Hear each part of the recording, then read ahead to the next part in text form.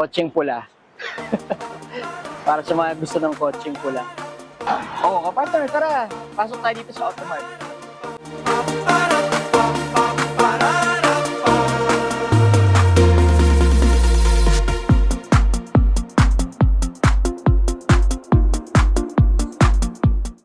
Okay mga kapartner, nandito tayo ngayon sa office ng Sama natin si Sir Cyrus ngayong araw. Sir, paano po ba makakahanap ng mga units ni Automart? Meron ba silang website na pwedeng puntahan or saan pa iba ninyong showrooms in person? Yes sir, punta lang po kayo sa Google and just search automart.ph and then marami kaming location pero ang mga main namin, ang mga ACVs is nasa Santolan Pasig Showroom, Talisay Cebu and Panacan Davao City.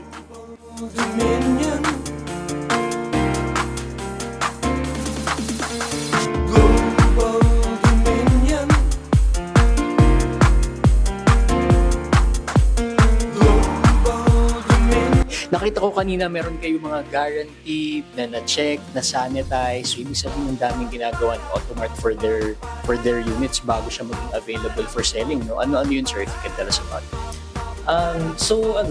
Kinokondisyon namin yung unit and then, ayun, naka-PMS and syempre kasama na rin transfer.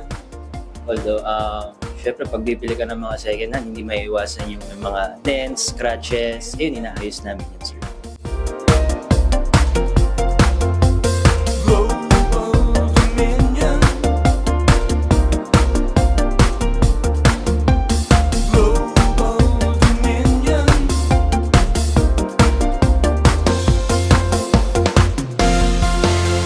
Sir Cyrus, last na, pagka gusto ko magdala ng sarili kong mekaniko, pwede ba yun?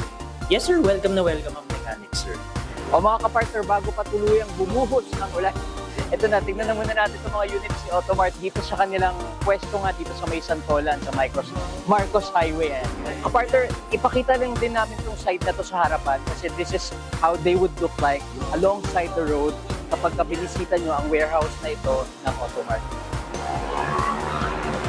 So from that side of the road, pagbaba mo, ito yung makikita ninyo, itong hilera ng inventory ni Automart.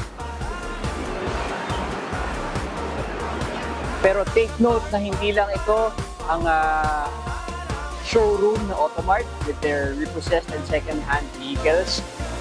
There's a lot, no? So what's prescribed really is to visit their website pag napuntahan niyo yung kanilang website.